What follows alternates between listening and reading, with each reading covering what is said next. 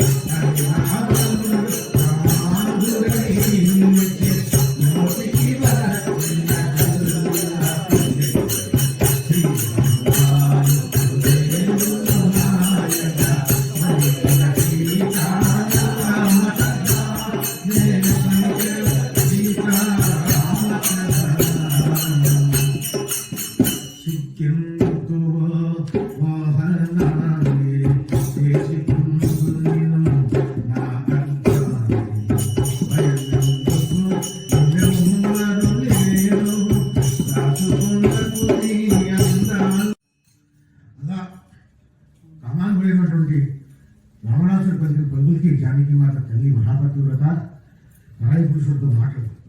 అందుకని ఏం చేసిందంటే చూడను కూడా చూడదు, ఒక గడ్డి పరక తీసి ముందు పెట్టి ఆ గడ్డి పరకకి సమాధానం చెబుతుంది రావణాడు విడుదు అని. రావణాసుడు ఏమన్నాడంటే, ఎంత దారుణంగా మాట్లాడాడంటే, పరకాంతలను హరించి రమించడం పరధర్మం అన్నాడు. అంటే ఎదుటి వాళ్ళు వాళ్ళ కోరిక పడితే ఎవరినైనా బలవంతంగా రమిస్తాను, అది మా పరమధర్మం, రాక్షస ధర్మం అని చెప్పన్నాడు. కాబట్టి ఇంత అందాన్ని నువ్వు దాచుకొని నీ వయసునంత ఎందుకు వృధా చేసుకుంటావు? రాముడు రాడు, దేవనాల్లో ఉన్నాడు, లేదా చనిపోయాడో తెలియదు, నన్ను పెళ్లి చేసుకో, సుఖాన్ని అనిపించు అని ఎంతో ప్రాణంతో మాట్లాడినటువంటి రావణాసుడికి తల్లి జాతి మా సమాధానం నిరతము పతినే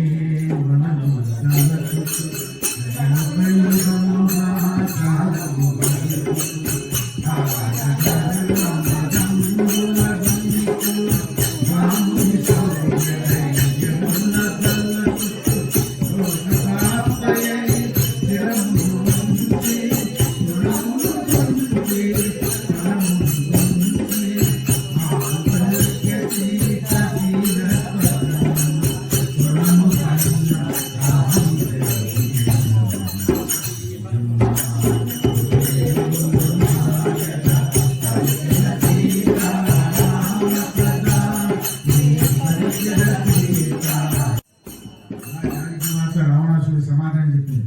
ఏమన్నాడు? ఇంద్రుడిని గెలిచాను, దేవతల్ని గెలిచాను, స్వర్గాన్ని గెలిచాను, అందరినీ గెలిచాను, ఎవరితో నేను ఓడిపోలేదు.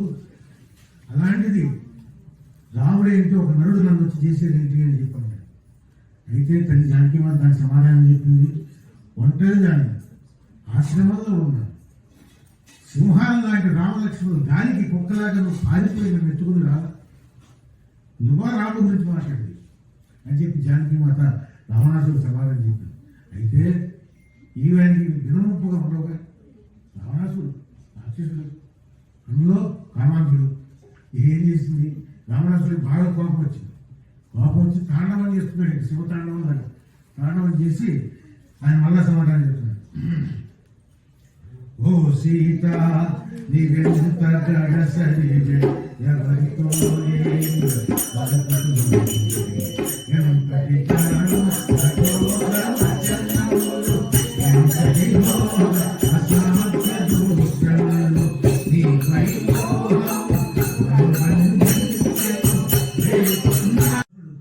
తట్టుకోలేక తాండవం చేస్తూ మళ్ళా జానకి మాతకి ఇంత గర్వంతో మాట్లాడుతున్నావు, ఇంత పొగలతో మాట్లాడుతున్నావు అని చెప్పి సమాధానం చెప్పి అక్కడ రాక్షసులందరికీ ఒక సమాచారం చేశాడు. ఏమనంటే, సీతా నీకు సంవత్సరం పాటు గడిపించాడు, 10 నెలలు అయిపోయింది, నీకు ఉన్నది 2 నెలలు. నువ్వు మనసు మార్చుకొని నన్ను ప్రేమించి నన్ను పెళ్లి చేసుకుంటావా, సుఖాలు అనిపిస్తావు, లేదంటావా ముక్కలు కింద కోసుకొని ఆవగే బద్దలు దాంట్లో మధువులో నంచుకొని తినేస్తాం అని చెప్పి తల్లి జానకి మాట్లాడారు. తర్వాత ఇంకా కోపం కట్టుకోలేక రాక్షసులందరూ కూడా వాళ్ళతో చెప్పాడు, మారిస్తే జానకి మాత సీత మనసు మార్చండి, నన్ను పెళ్లి చేసుకునేటట్టు చేయండి, లేదంటారా మీరే చెప్పి ముక్కలు చేసి నేను. ఇక వాళ్ళకి ఆనందానికి అర్థులు. ఎందుకంటే 10 నెలల నుంచి కాపలా కాస్తున్నారు. ఇక్కడ వాళ్ళ భార్యలో బిడ్డలు అందరూ ఇళ్ళలో ఉన్నారు, ఇల్లు ఇక్కడ కావాలి. మొత్తానికి రానే వచ్చింది ఆయన రావణాసుడి దగ్గర నుంచి అని చెప్పి ఈ ఆనందం పడిపోయి మా తల్లి మనసు మార్చడానికి ఎంతో ప్రయత్నం చేశారు, కానీ మారలేదు. ఆ సమయంలో తెల్లవారుజాము 4 అవుతాడు. త్రిజట అనేటువంటి ఒక వృద్ధ రాక్షసు ఉన్నాడు. ఆమెకు ఒక కళ వచ్చింది. రాముడు వచ్చినట్టుగా, రావణాసుని సంహరించినట్టుగా, ఒక వానరం వచ్చినట్టుగా, లంకానగరం దహించినట్టుగా అన్నీ ఆమె కళ్ళలో వచ్చిందని అందరికీ చెప్పింటే ఆ సమయానికి వారి మంచి నిద్ర వచ్చి నిద్రపోయారు 4 గంటలకి. ఇక తల్లి జానకి మాత 2 నెలలే సమయం ఉంది, రాముడు లక్ష్మణుడు వస్తాడని చెప్పి నాకు నమ్మకం లేదు. ఈ రావణాసుడి చేతిలో, ఈ రాక్షసుల చేతిలో నేను చనిపోయేదానికన్నా నా ప్రాణాన్ని నేనే తీసేసుకుంటాను అని చెప్పి ఆమె ఎంతో బాధపడుతూ, ఇంతటి లంకాపట్టణంలో ఇంత విషయమైనా నాకు దొరకట్లేదు, ఒక తాడైనా లేదే ఊరేసుకోవడానికి అని చెప్పి ఎంతో ఆలోచించి ఎంతో బాధపడ్డాను. అయితే ఏమి దొరకలేదు కాబట్టి తన జడనే ఉరితాడుగా వేసుకుని చెట్టుకి ప్రాణత్యాగం చేయబోతుంది. అప్పుడు స్వామివారు తహతలాడిపోతున్నారు. వచ్చిన కార్యక్రమం అయింది. తల్లి జానకి మాత చాలా తెలిసింది.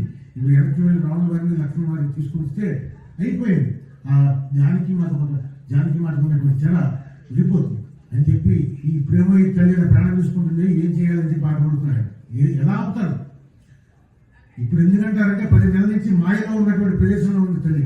మనసు ఎంతో కఠోరంగా ఉన్నాను, ఎంతో మాయ ప్రదేశం. అయితే ఏం చేయాలని చెప్పి ఆమె ఆలోచిస్తుంటే అప్పుడు ఆయన దూకి నేను అమ్మా నేను రాముడు చురువుతుందని చెప్పాను అనుకోండి, ఇంకా తొందరగా ప్రాణం తీసుకుంటున్నాను. అందుకని ఏం చేశారంటే స్వామివారు ఇదే అని చెప్పి సమయం చెప్పి ఆ తల్లి జానకి మాత హృదయం మార్చడానికి రామాయణం పాడతారు. ఇది సుందరాకాండలో మొట్టమొదటిసారిగా వచ్చేటువంటి రామాయణం. ఒక్కసారి సుందరాకాండ పారాయణం చేస్తే 3 సార్లు రామాయణం పారాయణం చేశారు.